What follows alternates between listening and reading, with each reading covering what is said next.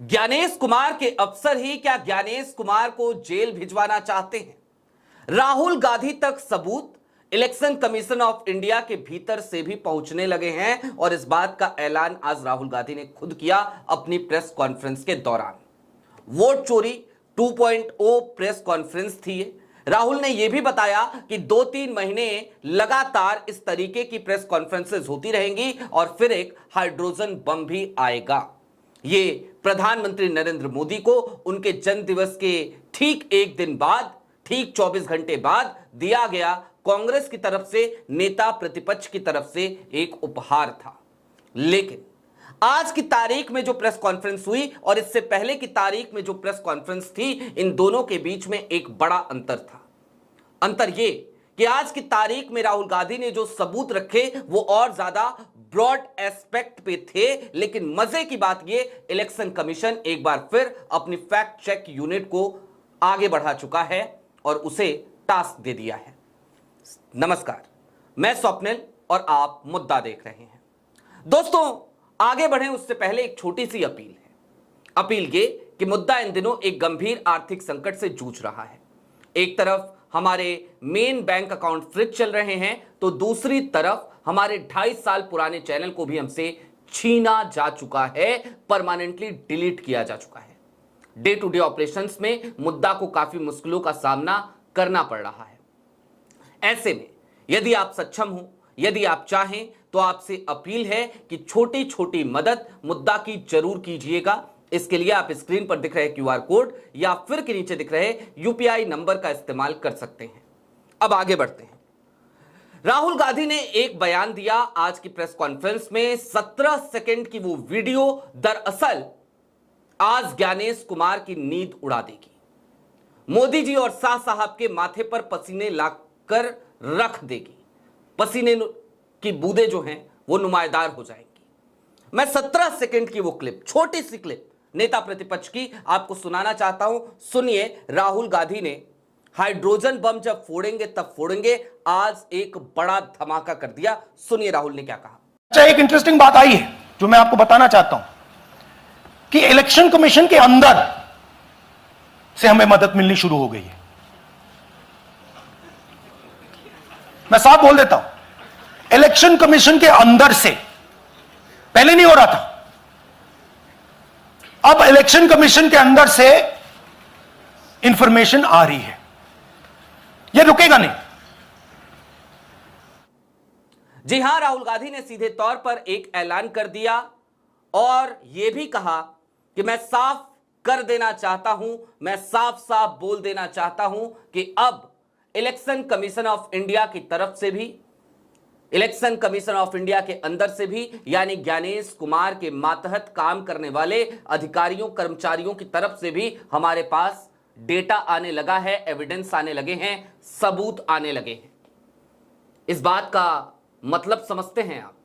इस बात का मतलब यह है कि लोकतंत्र बचाने की कवायद में जिस तरीके से नेता प्रतिपक्ष ये दावा करते हैं कि वो लगे हैं, देश की जनता लगी है, उसी तरीके से इलेक्शन कमीशन ऑफ इंडिया के भीतर भी एक बगावत हो चली है। एक ऐसी बगावत जो वोट चोरी का भंडाफोड़ करना चाहती है। इलेक्शन कमीशन ऑफ इंडिया के भीतर बैठे वो लोग जो संविधान से बेहद प्यार करते हैं, जो लोकतंत्र में विश्वास करते हैं, वो इस वोट चोरी के खिलाफ आज की तारीख में राहुल गांधी की मदद कर रहे हैं, इलेक्शन कमीशन ऑफ इंडिया के भीतर बैठकर भी। हालांकि राहुल गांधी ने आज जब ये बात कही तो मुझे एक बात की चिंता और होने लगी है। Election commission of India, Gyanesh Kumar, जैसे ही उन तक ये बात पहुंचेगी तो क्या सारी मशीनरी उन लोगों को खोजने में नहीं लगा दी जाएगी? जाहिर सी बात है, लगा दी जाएगी। खोजने की कोशिश की जाएगी कि आखिरकार घर के भीतर वो विभीषण कौन है जो राहुल गांधी की मदद कर रहा है। लेकिन दोस्तों, सच तो एक और भी है और इस सच को समझना और भी ज्यादा जरूरी है। हर कालखंड में जब जब इस तरीके से अधिकार छीनने की कोशिशें होती हैं, जब सच का गला घोटा जाता है, तब हर कालखंड में विभीषण पैदा होते ही होते हैं और विभीषण धर्म के रास्ते पर चलते हैं, भले ही उसके बाद उन विभीषणों को ये कह दिया जाए कि भाई ये नाम तो किसी गाली की तरह है। सबसे पहले मैं सैल्यूट करना चाहता हूं उन लोगों को, वो जो लोग भी हैं, वो गुमनाम लोग जो इस सीआई के अंदर रहकर आज की तारीख में वोट चोरी का भंडाफोड़ करने के लिए राहुल की नेता प्रतिपक्ष की मदद कर रहे हैं। अब दोस्तों थोड़ा सा और आगे बढ़िए। एक बड़ा अच्छा पैटर्न आज राहुल गांधी ने दिखाया। सुबह 4 बजे मिस्टर नागराज उठते हैं और सुबह 4 बजे जब उठते हैं तो उनको ध्यान आता है कि उन्हें 2 वोट डिलीट कराने हैं। फिर वो सुबह 4 बजे ही वोट डिलीट करने की एप्लीकेशन सबमिट करते हैं और ये सारा काम वो कितनी सेकंड में करते हैं, सुनिए राहुल को। Third example, Nagaraj, 2 application filed and submitted in 36 seconds. Please try and fill these forms and see how long it takes you. Try and fill. And I ask the youth of India, try it. Try and fill the form, 2 forms in 36 seconds. जी हां, 36 second में mister Nagraj ये सारी कवायद पूरी कर लेते हैं। 36 second लगते हैं उन्हें। 36 सेकंड में वो 2 वोटर्स के डिलीट कराने का फॉर्म भरते हैं, अप्लाई करते हैं, ऑनलाइन ये एप्लीकेशन सबमिट भी हो जाती है। 36 सेकंड, लिटरली। एक एप्लीकेशन को अगर आप फिल करने जाएंगे आपको अमूमन 5 से 6 मिनट लग जाएंगे अगर आप ठीक ठाक इंसान हैं तो। ठीक ठाक का मतलब जागरूक हैं, चीजों को समझते हैं, अच्छी नॉलेज रखते हैं, टेक्नो फ्रेंडली हैं, तो आपको इतना टाइम लगेगा। लेकिन मिस्टर नागराज को 36 सेकंड लगे 2 एप्लीकेशन सबमिट करने में, यानी कि 18 सेकंड प्रति एप्लीकेशन का उनका एवरेज है। मिस्टर नागराज को खोजा जाना चाहिए और मिस्टर नागराज को सिर्फ खोजा नहीं जाना चाहिए, उनको सम्मानित किया जाना चाहिए। डेटा एंट्री की एक नई मिसाल कायम कर सकते हैं मिस्टर नागराज और वर्ल्ड रिकॉर्ड बना सकते हैं मिस्टर नागराज। अब ये मिस्टर नागराज कौन है ये तो मैं नहीं जानता। हम तो राज कॉमिक्स वाले अपने बचपन के उस सुपर हीरो को ही नागराज समझते थे जो अपने भीतर सैकड़ों सांपों को रखता था, जो अपने विष फुंकार से देश के दुश्मनों को, समाज के दुश्मनों को सबक सिखाता था, बेहोश कर देता था। हम तो उसी नागराज को जानते हैं।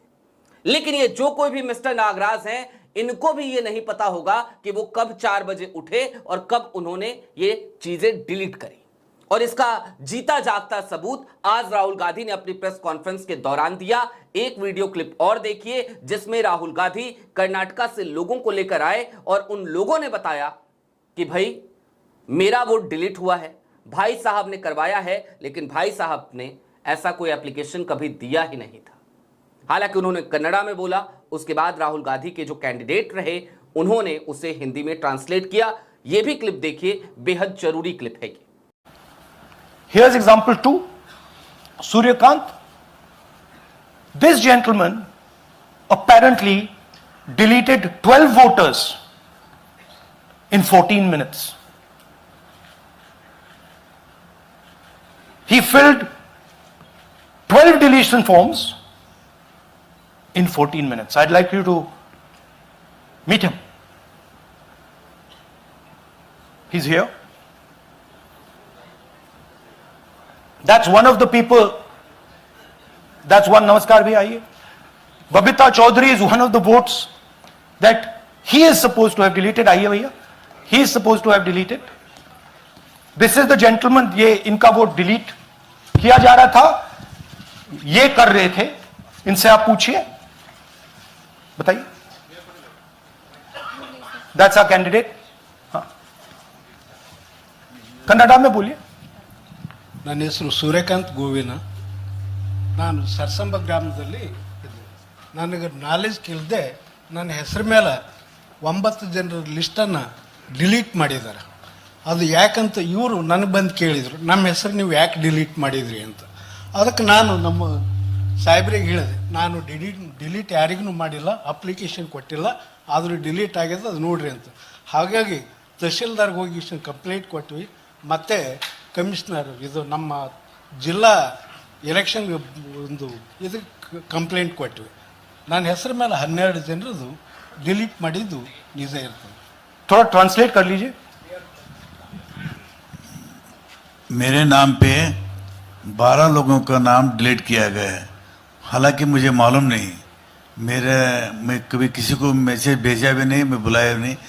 ये बबीता आके पूछने से पता चला कि मैंने मेरे फ़ोन से ऐसा मैसेज दिया, लेकिन असल में मैंने किसी को भी मैसेज नहीं किया. आप कुछ कहेंगे? नहीं, ठीक है. Thank you, thank you.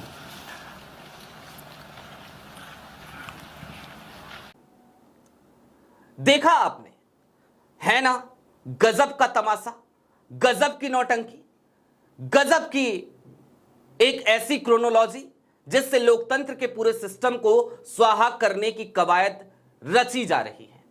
लेकिन दोस्तों, इलेक्शन कमीशन ऑफ इंडिया हर बार की तरह फैक्ट चेक में लग चुका है. आपके स्क्रीन पर इलेक्शन कमीशन का लेटेस्ट फैक्ट चेक है जो अभी अभी उसने किया थोड़ी देर पहले राहुल गांधी की प्रेस कॉन्फ्रेंस खत्म होने के साथ ही. और इस फैक्ट चेक में क्या कहा गया? हमेशा की तरह एक ही रिमार्क है कि राहुल गांधी के आरोप बेबुनियाद हैं, राहुल गांधी के आरोप बेसलेस हैं. इसके साथ ही साथ उन्होंने इस बात को तो स्वीकार किया कि जिस कर्नाटका की आलंद कॉन्स्टिट्यूएंसी का जिक्र नेता प्रतिपक्ष कर रहे थे, वहां पे इस तरीके की शिकायत आई थी, लेकिन वहां पर एफआईआर हमने लॉन्च कर दिया था. अगर आपने ही एफआईआर लॉन्च किया था तो फिर सीआईडी को आप लगातार सहयोग क्यों नहीं कर रहे हैं? आपने आज यह बात जरूर बताई कि हमने सीआईडी को डेटा दिया था, लेकिन सीआईडी ने जो डेटा मांगा आपने वो डेटा क्यों नहीं दिया? बहुत ही स्पेसिफिक तरीके से आज राहुल गांधी ने बताया कि हमने क्या क्या मांगा था. मसलन आईपी डेस्टिनेशन मांगी थी, हमने ओटीपी ट्रेल्स मांगे थे. आईपी डेस्टिनेशन और ओटीपी ट्रेल्स अगर चुनाव आयोग सीआईडी को मुहैया करा देता तो शायद इस बात का भंडा फूट सकता था कि दरअसल ये वोट चोरी एक ही छत के नीचे बैठाकर कराई जा रही है. वो देश का कोई एक इलाका हो सकता है जहां पे एक बड़ा सा कॉल सेंटर स्टैब्लिश किया गया होगा और जहां पर इस तरीके के काम किए जा रहे होंगे. लेकिन वो डेटा इलेक्शन कमीशन सीआईडी को देने को तैयार नहीं है. अब तक 18 लेटर 18 महीनों में लिखे जा चुके हैं, उसके बाद भी ज्ञानेश कुमार वो डेटा देने को तैयार नहीं, राजीव कुमार ने भी नहीं दिए. अब ज्ञानेश कुमार का अगला कदम क्या होगा मैं अभी आपको बता देता हूं. ज्ञानेश कुमार अपने फैक्ट चेक यूनिट को एक्टिव कर चुके हैं. दिन भर राहुल गांधी की या अगले 48 घंटे 72 घंटे राहुल गांधी की आज की इस प्रेस कॉन्फ्रेंस की जितनी भी क्लिप्स जगह जगह वायरल होंगी या इसके आधार पर जिन जिन नेताओं का बयान आएगा या फिर जितने भी सोशल मीडिया इन्फ्लुएंसर आज की प्रेस कॉन्फ्रेंस के आधार पर वोट चोरी का पर्दाफाश करेंगे, उन तमाम लोगों का फैक्ट चेक किया जाएगा. उन तमाम लोगों को बताया जाएगा एक ही रटा रटाया जवाब कि ये बेसलेस है, फैक्टलेस है. लेकिन सच्चाई तो यह है कि ज्ञानेश कुमार जी अब सिर्फ यह कहने से काम नहीं चलेगा कि जो आरोप आपके ऊपर लग रहे हैं वो बेसलेस है, बल्कि अब आपको भी समझना चाहिए इस देश में लोकतंत्र से प्यार करने वालों की संख्या बहुत अधिक है. इस देश में संविधान की रक्षा करने वालों की संख्या बहुत अधिक है. वो लोग आपके आसपास में भी हैं, इलेक्शन कमीशन के भीतर भी बैठे हैं. और वो लोग अगर नेता प्रतिपक्ष की मदद करने लगे हैं तो फिर निश्चित तौर पर यह आपके लिए शुभ संकेत नहीं है, ये उल्टी गिनती शुरू होने के संकेत हैं. हम कान्हा से यही प्रार्थना करते हैं ज्ञानेश कुमार जी कि आपको वो सद्बुद्धि दें ताकि आप अब कम से कम लोकतंत्र को बचाने की कवायद में लगें, ना कि वोट चोरी वाले कॉल सेंटर को, वोट चोरी फैक्ट्री को बचाने वाले कॉल सेंटर. अभी के लिए दीजिए इजाजत. चलते चलते फिर वही अपील, चैनल पे नए हो तो सब्सक्राइब करते हुए जाइएगा, सक्षम हो तो छोटी छोटी मदद मुद्दा की जरूर कीजिएगा. बहुत शुक्रिया.